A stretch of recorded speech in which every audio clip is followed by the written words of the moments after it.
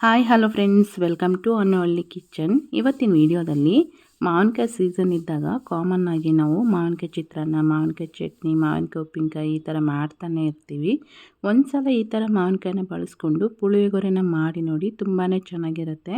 ಮಾವಿನಕಾಯಿ ಸೀಸನ್ ಇದ್ದಾಗ ಡಿಫ್ರೆಂಟಾಗಿ ಈ ಥರ ರೆಸಿಪಿಗಳನ್ನ ಮಾಡ್ಕೊಂಡು ತಿಂತಾ ಇರಬೇಕು.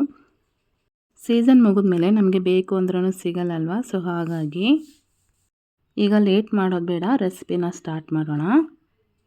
ಫಸ್ಟ್ ನಾವು ಇದಕ್ಕೆ ಬೇಕಾಗಿರೋಂಥ ಪುಳಿಯೋಗರೆ ಪೌಡರ್ ರೆಡಿ ಮಾಡ್ಕೊಳ್ಳೋದಕ್ಕೆ ಒಂದು ಕಡಾಯಿಗೆ ಒಂದು 8ರಿಂದ 10 ಬ್ಯಾಡಗಿ ಮೆಣಸು, ಒಂದು 5 ಗುಂಟೂರು, ಒಂದು 2 ಎಸಲಷ್ಟು ಕರಿಬೇವನ್ನು ಹಾಕಿ ಒಂದು 2 ನಿಮಿಷ ಚೆನ್ನಾಗಿ ರೋಸ್ಟ್ ಮಾಡ್ಕೊಂಡಿದ್ದಾದಮೇಲೆ ಅವನ್ನು ಒಂದು ಪ್ಲೇಟಿಗೆ ಎತ್ತಿಟ್ಕೊಂಡು, ನೆಕ್ಸ್ಟ್ ಅದೇ ಕಡಾಯಿಗೆ ಒಂದು 2 ಸ್ಪೂನಷ್ಟು ಕಡಲೆಬೇಳೆ, 1 ಸ್ಪೂನಷ್ಟು ಉದ್ದಿನಬೇಳೆ, ಒಂದು 1/4 ಟೀ ಸ್ಪೂನಷ್ಟು ಮೆಂತ್ಯ ಕಾಳು ಹಾಕಿ ಇವನ್ನ ಸಪ್ರೇಟಾಗಿ 1 ನಿಮಿಷ ರೋಸ್ಟ್ ಮಾಡಿಕೊಂಡು, ನೆಕ್ಸ್ಟ್ ಇವಾಗ ಅದೇ ಕಡಾಯಿಗೆ 1 ಸ್ಪೂನ್ ಆಗೋಷ್ಟು ಜೀರಿಗೆ, ಒಂದು 3ರಿಂದ 4 ಸ್ಪೂನಷ್ಟು ಕೊತ್ತಂಬರಿ ಕಾಳು, 1 ಸ್ಪೂನಷ್ಟು ಕಪ್ಪು ಮೆಣಸು, ಹಾಗೆಯೇ 1 ಸ್ಪೂನ್ ಆಗೋಷ್ಟು ಬಿಳಿ ಎಳ್ಳು, 1 ಸ್ಪೂನಷ್ಟು ಸಾಸಿವೆನ ಹಾಕ್ಕೊಂಡು ಲೋ ಟು ಮೀಡಿಯಮ್ ಫ್ಲೇಮಲ್ಲಿ 1-2ರಿಂದ 3 ನಿಮಿಷ ಚೆನ್ನಾಗಿ ರೋಸ್ಟ್ ಮಾಡಿಕೊಂಡು, ಇವು ಕಂಪ್ಲೀಟಾಗಿ ತಣ್ಣಗಾದ್ಮೇಲೆ ಒಂದು ಮಿಕ್ಸಿ ಜಾರಲ್ಲಿ ಹಾಕ್ಕೊಂಡು ಅದ್ರ ಜೊತೆಗೆ ಒಂದು 1/4 ಟೀ ಸ್ಪೂನ್ ಆಗೋಷ್ಟು ಅರಿಶಿನ ಪುಡಿನ ಸೇರಿಸ್ಕೊಂಡು ಈ ರೀತಿ ಲೈಟಾಗಿ ತರಿಯಾಗಿ ಪೌಡರ್ನ ಮಾಡ್ಕೋಬೇಕು.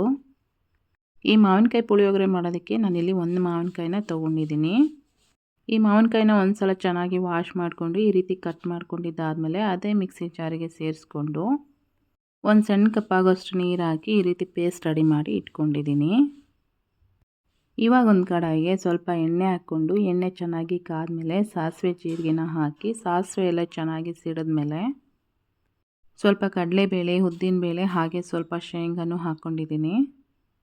ಇವನ್ನ ಈ ರೀತಿ ಸ್ವಲ್ಪ ಕಲರ್ ಚೇಂಜ್ ಆಗೋವರೆಗೂ ಫ್ರೈ ಮಾಡ್ಕೊಂಡಿದ್ದಾದಮೇಲೆ 1-2 ಒಣಮೆಣಸು ಹಾಗೆಯೇ ಕರಿಬೇವು, ಸ್ವಲ್ಪ ಬೆಳ್ಳುಳ್ಳಿನ ಜಜ್ಜಿಬಿಟ್ಟು ಸೇರಿಸ್ಕೊಂಡು ರುಬ್ಕೊಂಡು ಇಟ್ಕೊಂಡಿರೋಂಥ ಮಾವಿನಕಾಯಿ ಪೇಸ್ಟ್ ಇತ್ತಲ್ವ ಅದನ್ನು ಹಾಕಿ 1 ಸ್ಪೂನ್ ಆಗೋಷ್ಟು ಬೆಲ್ಲನೂ ಸಹ ಸೇರಿಸ್ಕೊಂಡಿದ್ದೀನಿ.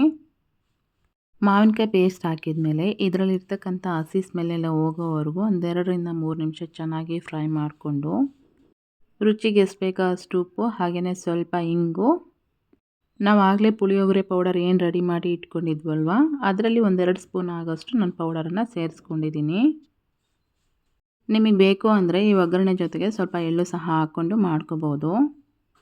ಈಗ ಸ್ಟವ್ ಆಫ್ ಮಾಡಿ ನಾವು ಮೊದಲೇ ರೆಡಿ ಮಾಡಿ ಇಟ್ಕೊಂಡಿರೋಂಥ ರೈಸ್ ಹಾಕಿ ಮಿಕ್ಸ್ ಮಾಡ್ಕೋಬೇಕಷ್ಟೇ. ಒಂದು ವೇಳೆ ನಿಮಗೆ ಮಾವಿನಕಾಯಿ ಬೇಡ ಅಂತ ಅನಿಸಿದರೆ ಇದೇ ಪ್ರೋಸೆಸ್ಸಲ್ಲಿ ಹುಣಸೆಹಣ್ಣು ಸಹ ಹಾಕ್ಕೊಂಡು ಮಾಡ್ಕೋಬೋದು, ತುಂಬಾ ಚೆನ್ನಾಗಿರುತ್ತೆ. ಬಟ್ ಸೀಸನ್ ಇದ್ದಾಗ ಈ ಥರ ಮಾವಿನಕಾಯಿನ ಬಳಸ್ಕೊಂಡು ಪುಳಿಯೋಗರೆನ ಮಾಡಿ ನೋಡಿ, ಟೇಸ್ಟ್ ಅಂತೂ ತುಂಬಾ ಚೆನ್ನಾಗಿರುತ್ತೆ. ಇವತ್ತಿನ ವಿಡಿಯೋ ಇಷ್ಟೇ, ನಿಮಗೆಲ್ಲ ಇಷ್ಟ ಆಗಿದೆ ಅನ್ಕೋತೀನಿ. ಇಷ್ಟ ಆಗಿದ್ದರೆ ಈ ವಿಡಿಯೋಗೆ ಒಂದು ಲೈಕ್ ಮಾಡಿ, ಕಮೆಂಟ್ ಮಾಡಿ, ಶೇರ್ ಮಾಡೋದನ್ನು ಸಹ ಮರಿಬೇಡಿ. Thank you.